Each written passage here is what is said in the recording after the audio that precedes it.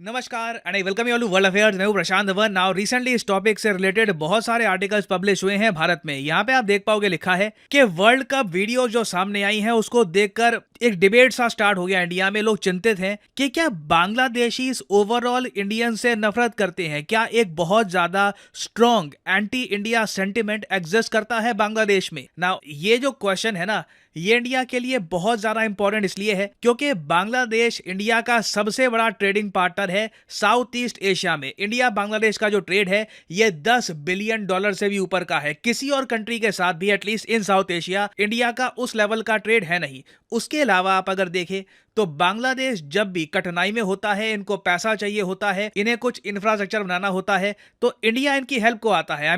वैसे आप अगर हिस्ट्री में जाओगे तो लिटरली बांग्लादेश की फॉर्मेशन में इंडिया का क्रिटिकल रोल था। इंडिया ने ही आप कह सकते हैं रास्ता बनाया था बांग्लादेश की फॉर्मेशन का। और इंडिया एक्चुअली वो पहला देश था जिसने बांग्लादेश को रिकॉग्नाइज किया था एज एन इंडिपेंडेंट कंट्री। और आज के समय 2023 में भी आप अगर देखो तो बांग्लादेश काफी बार भारत की तरफ देखता है जब इन्हें बहुत सारे प्रोजेक्ट्स लॉन्च करने होते हैं और इंडियन असिस्टेंस की आवश्यकता होती है। और तो और जियोपॉलिटिक्स की अगर हम बात करें, अभी रिसेंटली आपको पता होगा बांग्लादेश और यूएसए के रिलेशंस काफी खराब हैं। यूएसए ने यह कहा है कि बांग्लादेश में जो इलेक्शंस हैं ये फेयर तरीके से नहीं होते, इस वजह से यूएसए ने थोड़े बहुत सैंक्शंस भी इंपोज किए थे कुछ बांग्लादेशी ऑफिशियल्स पर। तो जब ये सब कंट्रोवर्सी सामने आई थी ना, तब भी बांग्लादेश ने इंडिया की तरफ देखा था कि इंडिया हेल्प करेगा हमें यूएसए से बात करने में। इंडिया की लीडरशिप के अंडर हम यूएसए से प्रॉपर्ली बात कर पाएंगे और हो सकता है कि जो भी सैंक्शंस हैं ये रिमूव भी हो जाएं। और आप सबको ये भी याद होगा कि जब कोविड-19 पेंडेमिक अपनी पीक पे था उस वक्त इंडिया ने 2 मिलियन कोविड-19 वैक्सीन की जो डोजेस हैं ये एज ए गिफ्ट दी थी टू बांग्लादेश। तो इंडिया की साइड से आप अगर देखो ना तो बांग्लादेश के लिए जो भी अच्छा हम कर सकते हैं वो हमने करने की कोशिश करी है। और इंडियन पॉपुलेशन में भी आप अगर देखो तो बांग्लादेश की तरफ कोई नेगेटिव सेंटिमेंट आपको नहीं मिलेगी। मैं ये कहूंगा हम जरा सोचते नहीं है उनके बारे में, यही कहूंगा थोड़े बहुत इंडिफरेंट है। बट कभी ऐसे देखने को नहीं मिला कि बांग्लादेश की क्रिकेट टीम हार रही हो और इंडिया में ना लोग बड़ी स्क्रीन लगाकर देख रहे हो और एंजॉय कर रहे हो कि हाँ बांग्लादेश की हार हो रही है, बांग्लादेश के लोग सैड हैं। ना रिसेंटली ना बांग्लादेश में यही हुआ। इंडिया जब ओडीआई वर्ल्ड कप का फाइनल हारा था अगेंस्ट ऑस्ट्रेलिया तो बांग्लादेश में हुए थे बड़े स्केल पर सेलिब्रेशंस। ये जो वीडियो है ये मैं चाहता हूं आप देखें। মেলবোর্ন, সিডনি, পার্থ, ব্রিসবেন কিংবা ভিক্টোরিয়া নয়, এটা ঢাকা। অজিদের বিশ্বকাপ জয়ের উচ্ছ্বাস আছড়ে পড়েছে বঙ্গদেশে। টিএসসি যেন এক খণ্ড আহমেদাবাদ।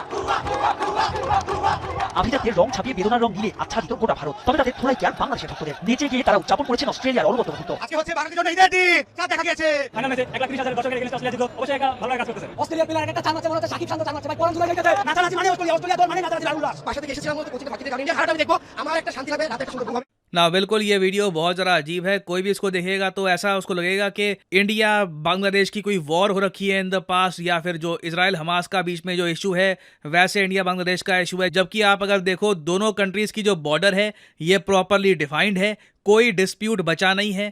दोनों कंट्रीज़ की गवर्नमेंट बहुत अच्छे रिलेशन एंजॉय करती है।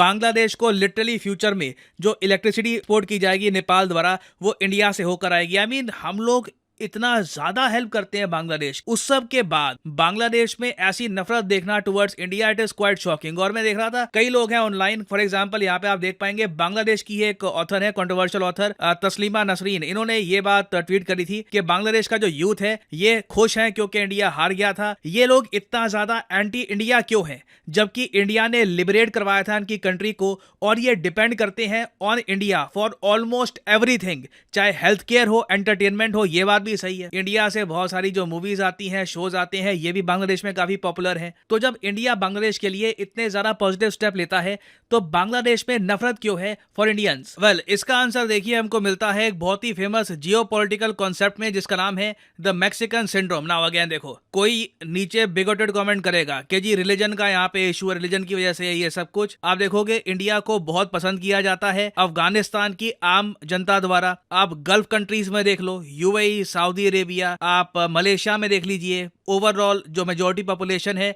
वो इंडिया के प्रति कोई दुर्भाव नहीं रखती। सेम चीज़ आपको मालदीव्स में भी मिलेगा, वहाँ पे कोई लीडर आ जाए वो अलग बात है, बट ओवरऑल जो पॉपुलेशन है वो काफ़ी हद तक इंडिया को पसंद करती है। इवन इंडोनेशिया में भी आप देख लीजिए, जो लार्जेस्ट इस्लामिक कंट्री है, वहाँ पे इंडिया के प्रति आपको काफ़ी इंटरेस्ट मिलेगा, लोग पॉजिटिवली देखते हैं इंडिया को। तो जो बांग्लादेश का केस है ना, यहाँ पर देखिए एक जियोपॉलिटिकल कॉन्सेप्ट सामने आता है जिसको कहा जाता है द मैक्सिकन सिंड्रोम। नाउ अगर हम वर्ल्ड मैप देखें ना, तो यहाँ पे आप देख पाएंगे ये यूएसए है, यूएसए के नीचे आपको मिलेगा मैक्सिको।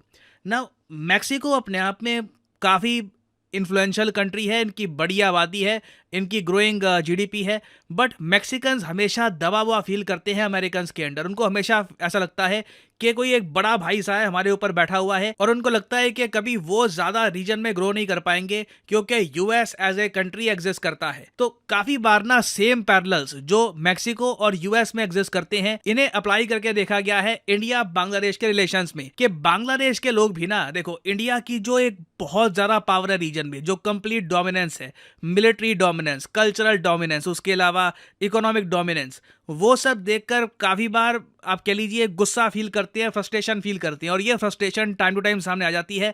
फॉर एग्जांपल इस वर्ल्ड कप में हमने देखा कि इंडिया इवन दो फाइनल में पहुंच गया था और फाइनल में हरा, बांग्लादेशीज ने इंडिया की हार को जरा सेलिब्रेट किया है कंपेयर टू ऑस्ट्रेलियाज विन। और एक बार को यहाँ पे आपका एक क्वेश्चन ये भी आ सकता है कि बांग्लादेश हमें पसंद करता है नहीं करता, उससे हमें क्या फ़र्क पड़ता है, उनको जो सोचना है सोचने दो।